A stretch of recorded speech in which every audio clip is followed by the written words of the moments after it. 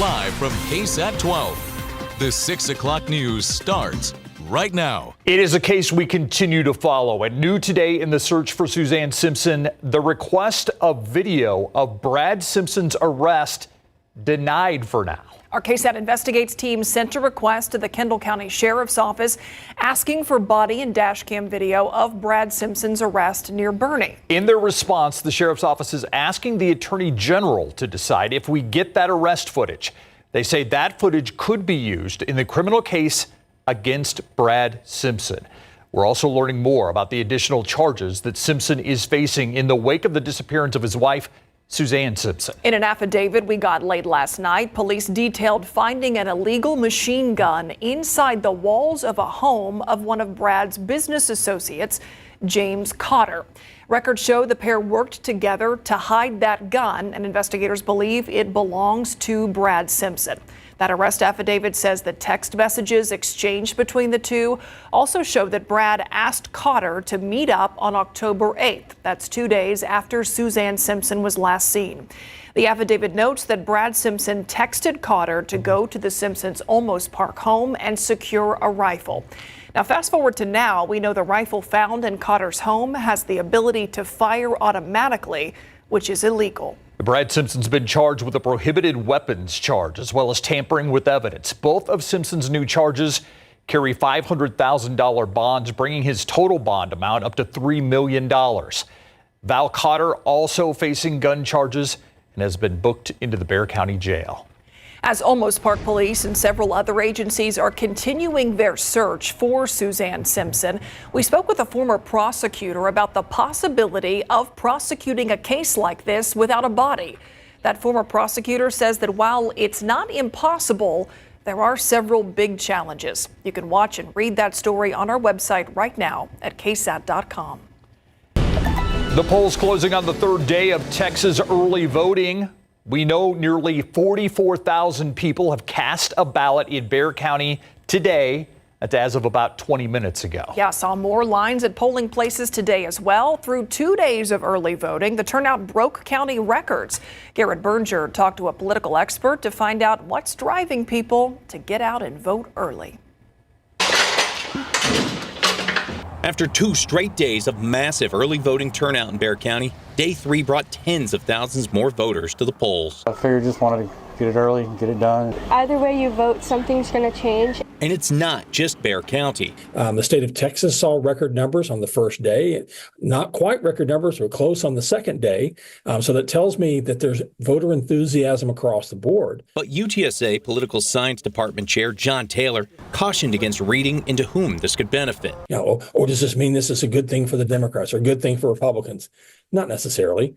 We tend to think that more Democrats vote in early voting, but that's not always the case in Texas. It's always to be expected. Presidential gets a big turnout, but this is bigger than the past 2 presidential. So what differentiates this time around? It could be, again, just the voter enthusiasm, issues that are related directly to what voters are thinking about, be it reproductive choice, be it the border, be it the economy.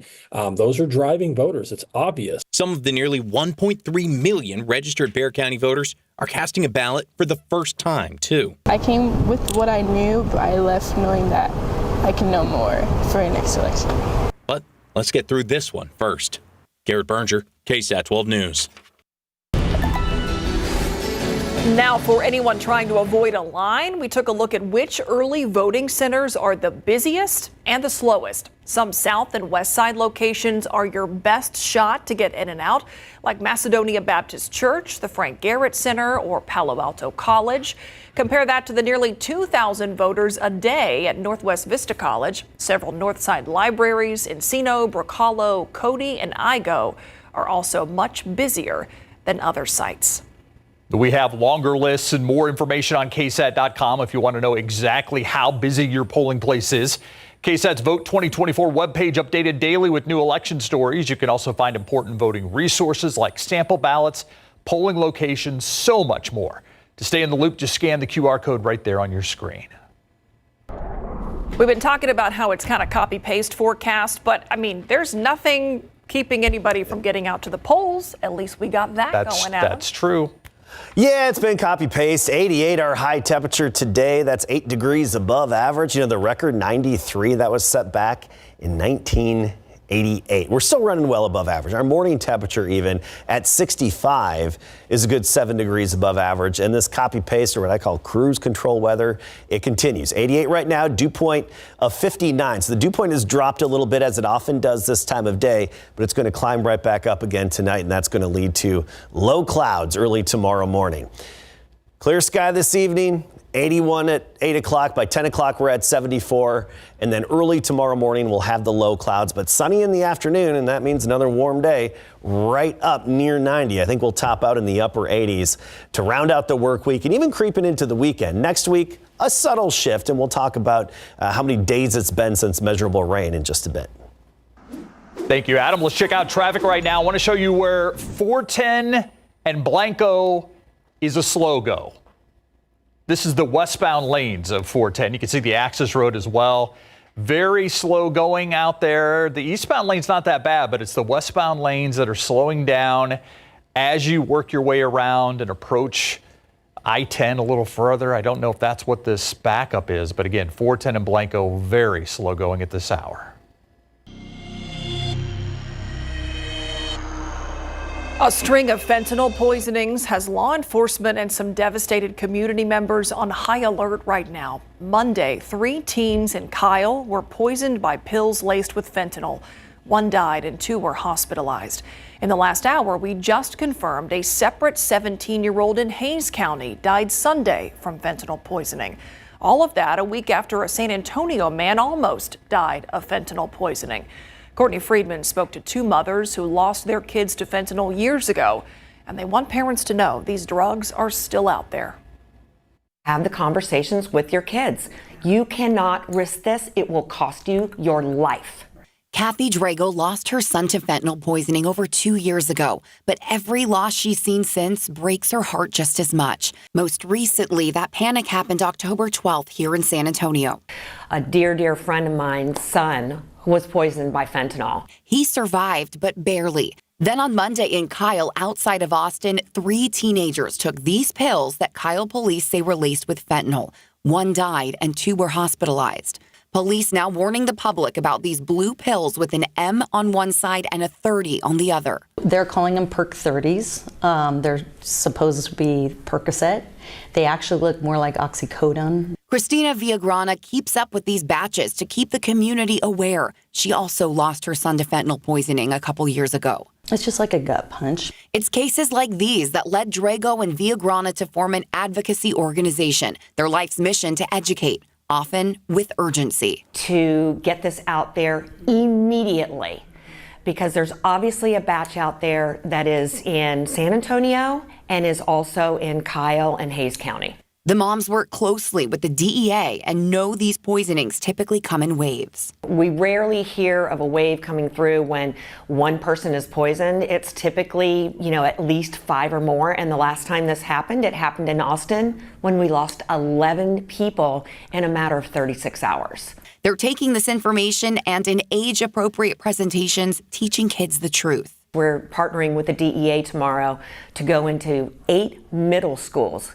Middle school's young. Middle school's really young, but it's a conversation we have to have. We know parents that have lost 14, 15-year-old kids. They beg parents to have the tough talks with their kids. I'm trying to save those children. I'm trying to save their lives. Courtney Friedman, KSAT 12 News.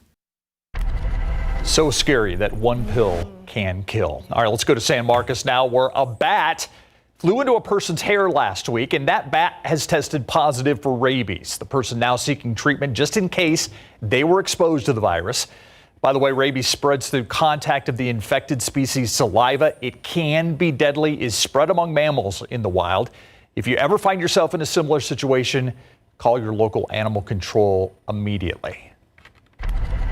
All right, I like to call it the Frosty. Yes, you do. The Frost Bank Center for more than 2 decades. It's been home to so many memories and championships for the city and our beloved Spurs. But to some ESPN NBA insiders, that history is all the arena apparently has going for it.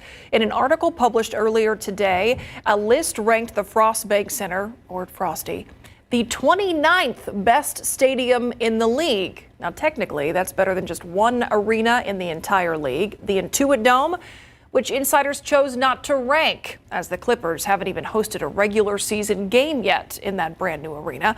Factors that went into the ranking included atmosphere, concessions, and accessibility. Now, the ESPN article did note, however, the atmosphere could be on the up and up thanks to one French phenom, Victor Wembanyama, and the Coyote mascot also got a shout out, who, according to insiders, is, quote, another legendary Spur that's battled with bats on the court, end quote.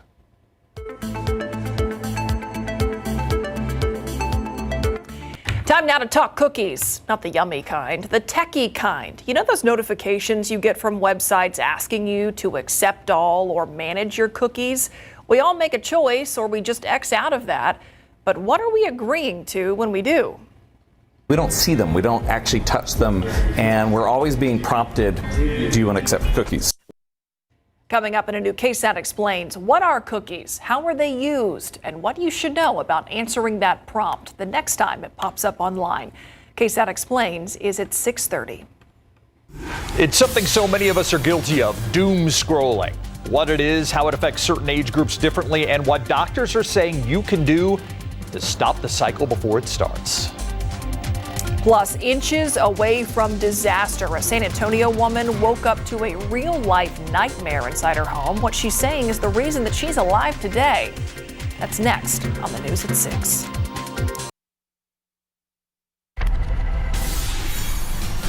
A child bit while on the way to her bus stop. She didn't even make it out of her own driveway before the neighbor's dogs came running. We've reported on several dog attacks in recent weeks. And tonight on the Night Beat, another family is sharing their frustration.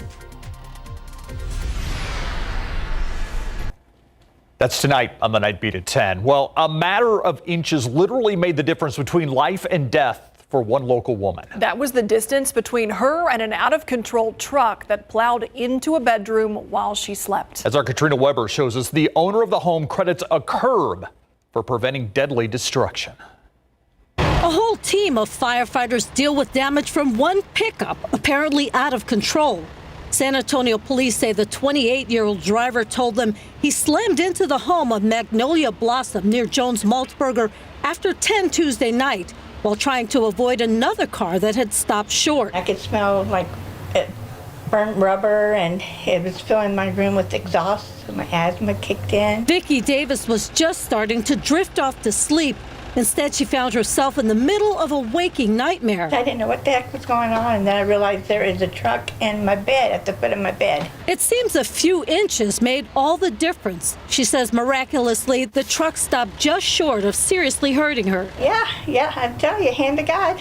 While Davis and the pickup driver got away practically scratch-free, the same can't be said for the home. The truck took out part of the bedroom wall and reduced the backyard fence to splinters. The owner of this home told me if it wasn't for that curb, we might be talking about a different story. He says that's the only thing that stopped the truck from going clear through the house. He says he's counting on insurance, both the driver's and his, to make repairs. For now, boards installed by the fire crews are keeping things stable. Police say they're still investigating, but right now the pickup driver is not facing any charges. Katrina Weber, KSAT 12 News. Okay, you might have had this thought. One more video, just one more scroll, one more refresh. Just one more. It's called Doomscrolling, and it's a bad habit that mental health experts say is causing stress, anxiety, and depression in all age groups. Pediatrician Griselda Anguiano says doomscrolling can also cause brain development and social behavioral problems for kids. She wants to remind parents to set boundaries on technology and set time aside to disconnect from electronics. Not just kids, though. Adults, on average, spend about 2.5 hours a day on social media. But the average teen more than doubles that figure, spending 5 hours a day on social media. I think we need to make time to just connect with our kids and not just send them outside, and they're not wanting to go, but go outside with them because it's really good for us too. She says taking a minimum of 10 to 15 minutes to have a face-to-face conversation with your kids is a starting point to break the cycle of addiction to social media. There's also this. Try bringing back board games.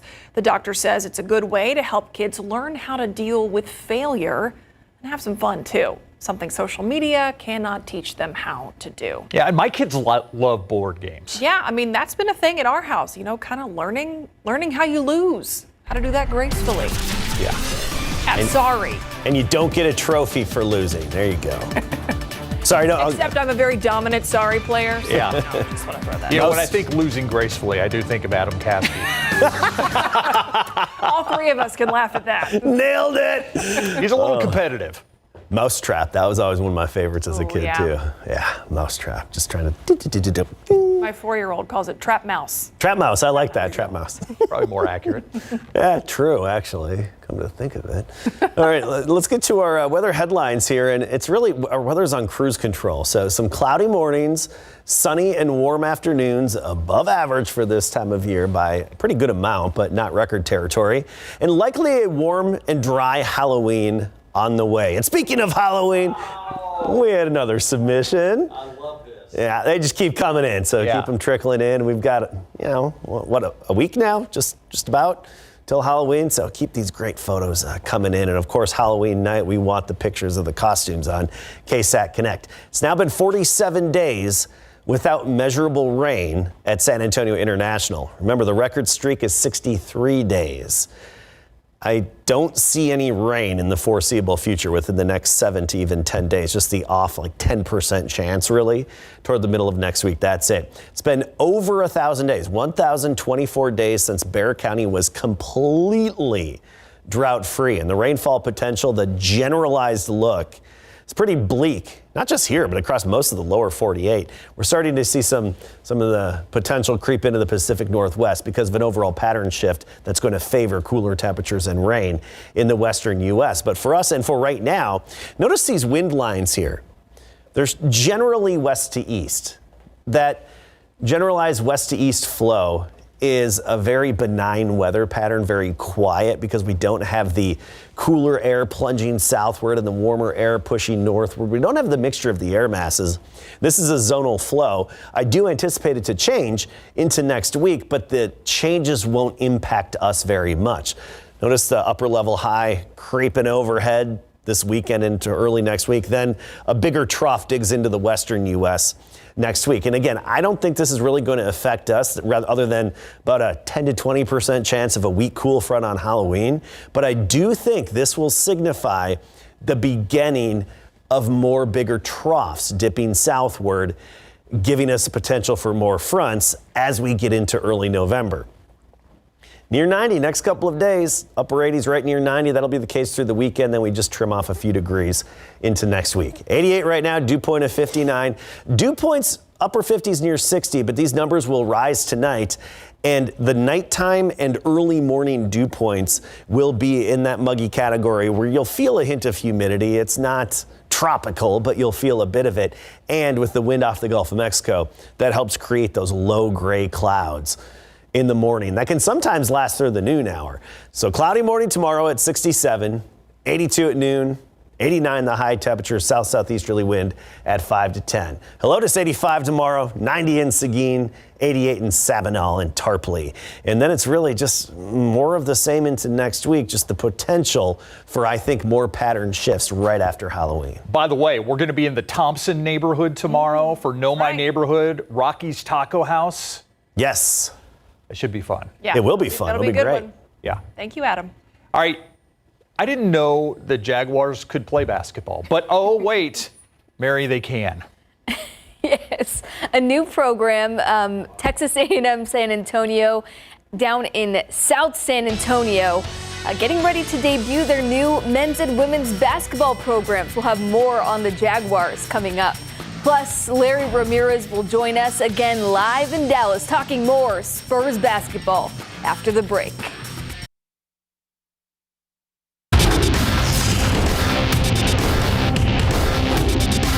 It's been a long time coming to have a program, of this stature on this side of town. A&M San Antonio is eager to bring college ball to South San Antonio in big board sports. But first, Victor Wembanyama is only going on year 2 in the NBA, but expectations for the San Antonio Spurs have taken a sizable jump after the franchise's productive offseason. The sportsbooks have San Antonio's win total line set at 35.5, which would be 14 wins better than how the Spurs finished last season. Now let's send it back out to Dallas, where Larry Ramirez joins us live outside of American Airlines Center. And Larry, the Spurs will be challenged right away come time for tomorrow's opener. Yeah, Mary, that's right. Dallas figures to be a tough out once again. So last season, the Mavericks swept the 4-game regular season series with the Spurs, winning by an average of just about 15 points a game, a little over that. Well, this season, the Silver and Black, they want to change that. And one reason why they feel they can change that this season is thanks to the addition of forward Harrison Barnes, who's entering his 13th season in the league. He joins Chris Paul as the only 30-year-olds on the Spurs roster. Now, when it comes to his playing time, role, etc., Barnes said his conversations with Pop about any of that stuff have been brief and to the point. And Barnes is to do whatever is necessary to win, and that's what Harrison is all about. Plus, Barnes, well, he's been an Iron Man as of late. The last 2 seasons when he was with the Kings, he played in and started all 82 regular season games. So is that important to Barnes to do that again? I think it's important just to be available as many games as possible for your teammates. I think when you're trying to just build something and, just having that consistency, especially in lineups, it's hard in this league. A lot of injuries happen that are, just freak injuries, but then there's some things that, are just management. So I think just trying to be out there as many games as possible to get whatever I can, for the team is important. Try to do 82 again. All right, we are just about 24 hours away from the Spurs and Mavs playing ball here in Dallas at the American Airlines Center. Now, thanks to a busy offseason, the Spurs rested Wembanyama quite a bit during the preseason. But what does Wemby expect this season when it comes to his minutes? You'll hear from him tonight on the Night Beat. Mary, back to you. Can't wait. Thank you, Larry. Well, on Monday, Texas A&M San Antonio will tip off its inaugural men's and women's basketball seasons. The Jaguars are proud to deliver South San Antonio a couple of quality programs to root for. The men's team, coached by Chris Dial, boasts 6 international players and homegrown players from San Antonio and beyond. I actually played the last 3 years at North Carolina State University. Obviously had tremendous success there, went to the Final Four, won the ACC last year. But after the season's over, I had a talk with my coach, and I just needed an opportunity to play for my grad year. I've never lived outside North Carolina, so coming to San Antonio, always loved the city, played here a couple times, bigger games. So I always knew that when he reached out, saw Texas A&M San Antonio, I knew it was a good spot. God was just good to open up this opportunity when I put my name in the portal after West Texas A&M, and me and Coach Dow connected in the portal, and he was like, I want you to come here and be the first ever. So this is a great, humble experience for me to be here to play for the community at Texas A&M San Antonio. You can read about both the men and women on KSAT.com. Go Jags. Exciting. Yes. Thank you, Mary. Thanks, Mary. KSAT explains cookies coming up next.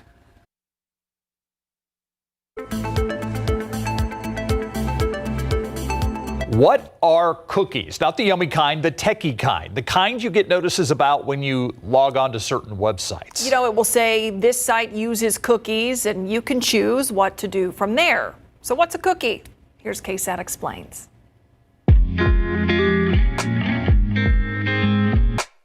Let's talk cookies. Not this kind, unfortunately. The kind you find here, online. It's simply a small piece of data. But it can tell a website a lot about you. We don't see them, we don't actually touch them, and we're always being prompted, do you want to accept cookies? Websites use cookies to know who you are by storing information like your username, what you did the last time you logged in, and more. So you go to a website, and the website hands you a cookie. It's just data. It says user equals Bob. Like a digital name tag? Exactly.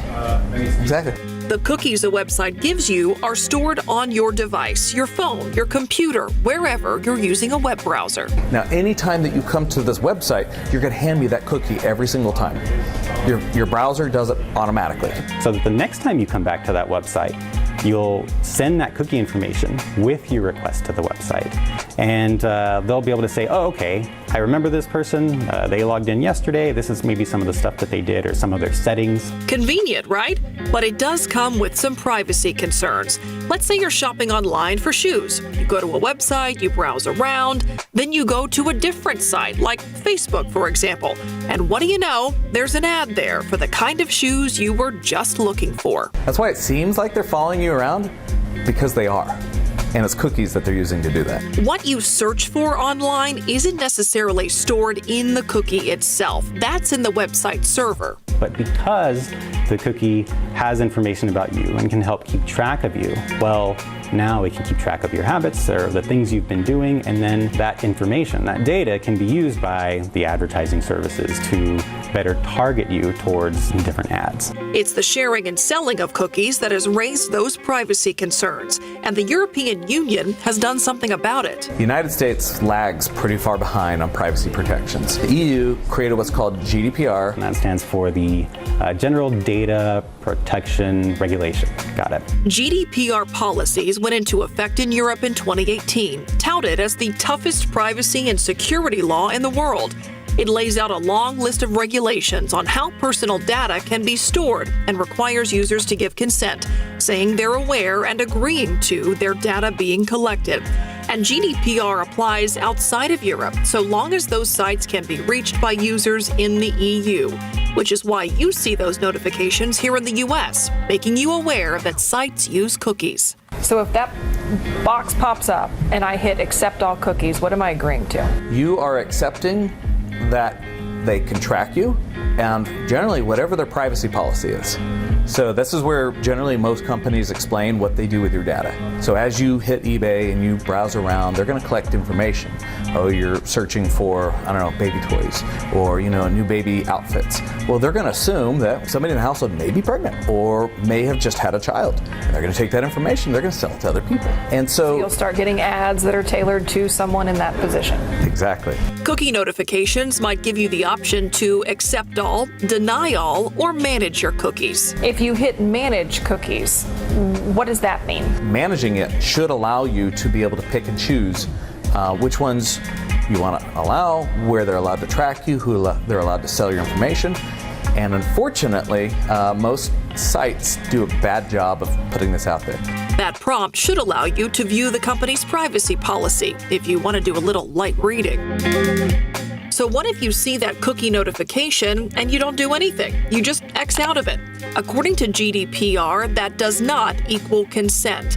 But what it does mean can differ from software system to system. So if you want more control, it's best to make your own cookie choices.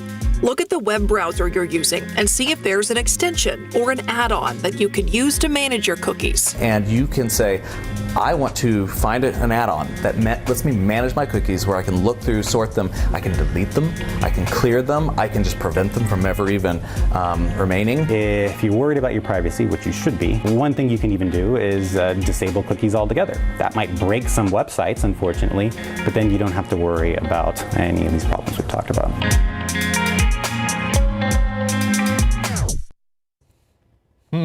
So cookies are used to keep track of what we're all doing, which we probably knew, right? But I will say, checking out some of those add-ons and extensions, and y'all know I'm like far from an IT expert, it's really easy to do. You can just look in your web browser, see whatever you're using, see what you can add to kind of give yourself some extra protection. Can you get rid of cookies you already have?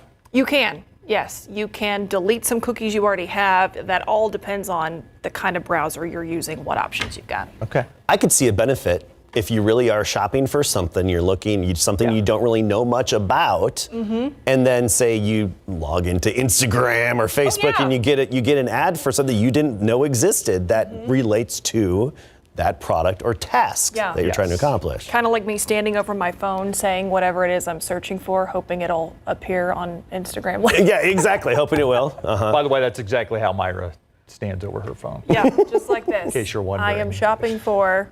Those cookies don't smell, Myra. You can't eat them. No. I know. Real cookies would be so much better. Did you ask where they came up with the name cookie? Yeah, that's a good question. It's just a bite-sized piece of data. Got it. To check out any of our KSAT Explains coverage, scan the QR code you see right here. We take one topic, give you a deeper explanation, and hopefully a deeper understanding. You can watch any KSAT Explains story on demand on KSAT.com or the KSAT YouTube page. We'll be right back.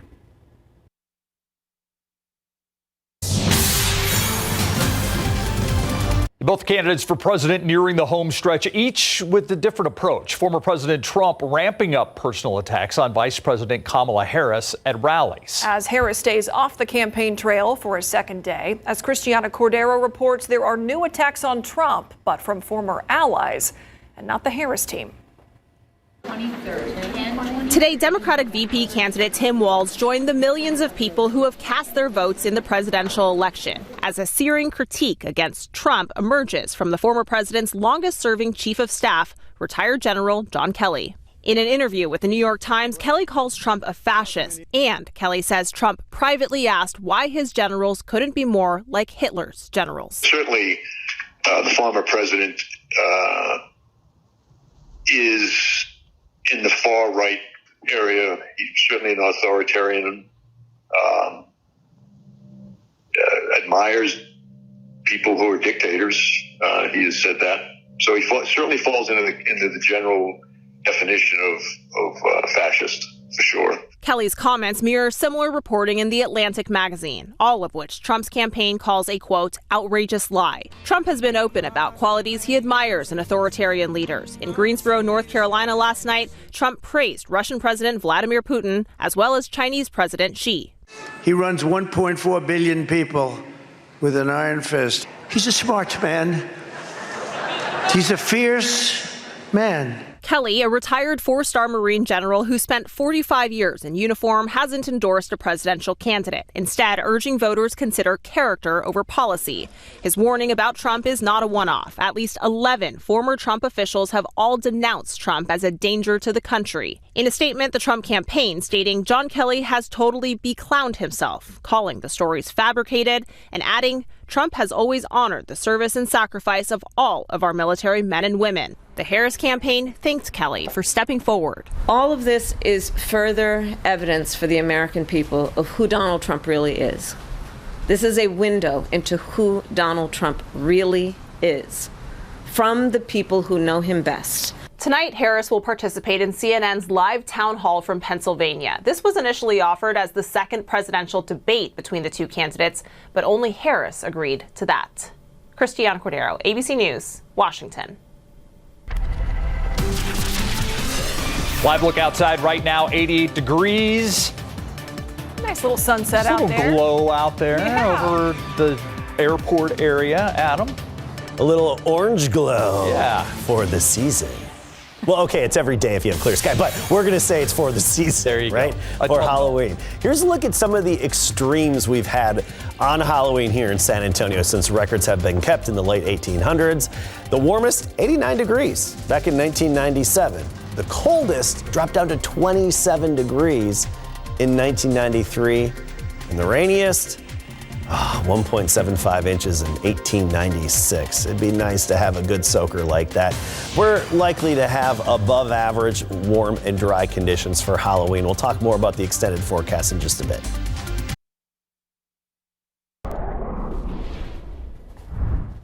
Okay, Halloween just around the corner, getting the costumes together.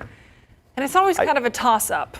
What season are we actually going to be in when it comes to Halloween time? Are your kids at the age where they tell you what they want to wear, or you tell them what they're wearing? I think we are solidly in. They are choosing what they want to do. Okay. Yep. All right. Mm-hmm. So what do they want to be? And can you pull it off? That's the other question. Oh, I have it so easy this year. So easy. Cowboys. We've got a Stormtrooper, Mm-hmm. Star Wars, all right, and Yoshi from Mario. Solid.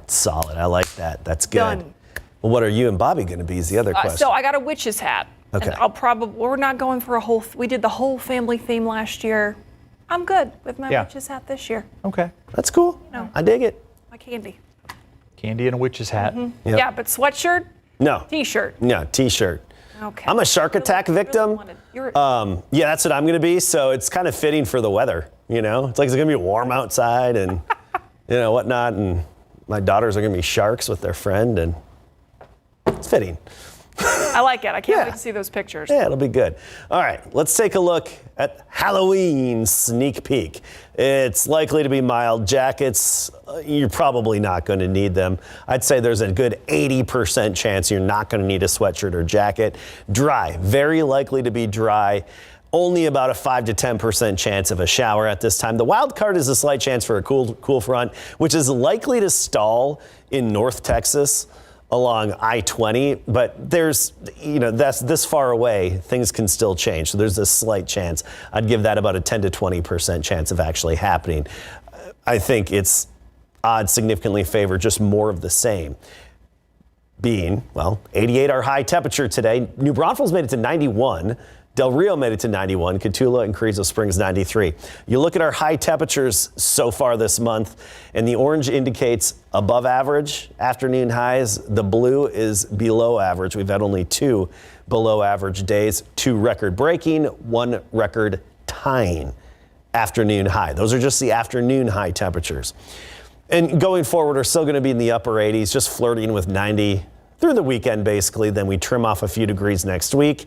On Thanksgiving, Halloween, I'm already getting ahead of myself, see? Yeah. On Halloween, I'd anticipate about 85 for the high temperature, which means trick-or-treat time closer to 80 degrees with a bit of humidity in the air. Here's the drought monitor, which will be updated tomorrow. And you see a good chunk of Texas in drought and falling deeper into drought, especially West Texas, North Texas, and right here in our neck of the woods where we have the severe and extreme drought. I want to go back to September 13th, really not that long ago, when, look at this, not even dry, not even considered abnormally dry from Gonzales to Hallettsville to Cuero to Karn City. Now let's go back into the current situation. You see how quickly we've been falling into drought with nothing but sunshine and these dry conditions. And of course, that's impacting the area reservoirs. Canyon Lake, all-time low at only 53% full. And that's 26.3 feet below the conservation pool. Some people ask, well, we have these clouds in the morning. Why don't we just do cloud seeding, right? It doesn't work that way. It's not that simple. In order for weather modification to even theoretically work, is you need pre-existing conditions that create precipitation. Took a whole semester class on this in college, and my professor actually worked on several weather modification projects, and it's basically to either enhance precipitation or suppress hail from forming. That's what weather modification is. I'm seeing Steve do some of this stuff over there at the desk, like nerd alert, nerd alert. Anyway, yeah, that's. I didn't laugh. You can't. Oh, right. I saw that look. Okay, more of the same going forward. We're in cruise control. But yeah, you can't cloud seed. I call it weather modification. What you could do with those clouds is dump dry ice in them, and then they'd clear out for a little bit, and that's all that would happen. Yeah, that's it. So unfortunately, we can't control the weather. Okay.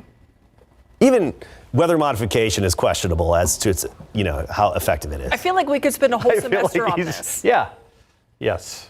But we will not. Well, the statistics of it are tough. Coming up in the buzz, we're going to tell you why dishwasher slime may be good for the environment. What? Did you study that, Caskey? I will now. Okay. To the buzz, and 99-year-old Unchi Rita long visitor holy dance, part of the Navajo Nation in New Mexico, never finished high school.